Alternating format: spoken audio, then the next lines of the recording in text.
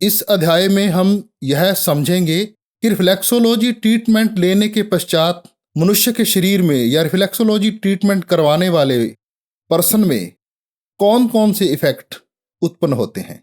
सबसे पहला है इमीडिएट रिएक्शंस। इमीडिएट रिएक्शन में रिफ्लेक्सोलॉजी करवाने वाला रोगी अच्छा महसूस करता है, वार्मथ फील करता है, एनर्जेटिक महसूस करता है, या तो हल्की हल्की उसे नींद आने लग जाती है।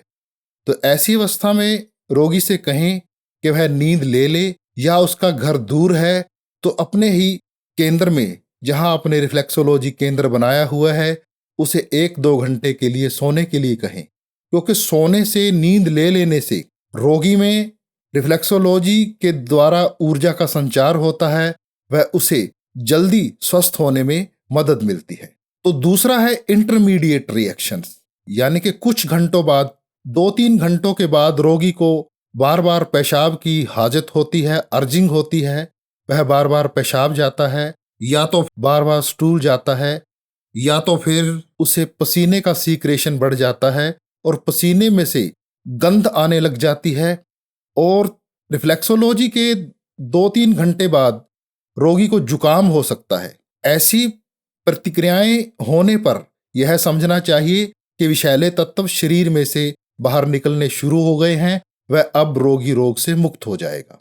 तो डिलेड रिस्पॉन्स जो होता है, उसमें 5-4 दिन रिफ्लेक्सोलॉजी करने के बाद रोगी को डिलेड रिस्पॉन्स मिलता है, जिसमें उसकी इम्यून सिस्टम में बढ़ोतरी हो जाती है, ब्लड प्रेशर नॉर्मल रहने लग जाता है, हार्ट रेट नॉर्मल हो जाती है, ब्रीदिंग रेट नॉर्मल हो जाती है, वह बॉडी टेम्परेचर नॉर्मल हो जाता है।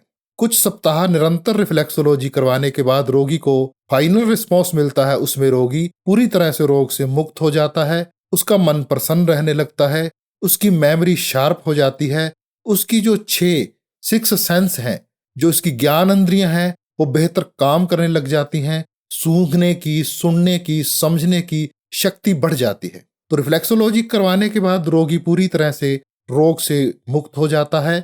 वह इस तरह से रिफ्लेक्सोलॉजी एक बहुत ही अच्छी कार्यप्रणाली वाली चिकित्सा पद्धति है। धन्यवाद।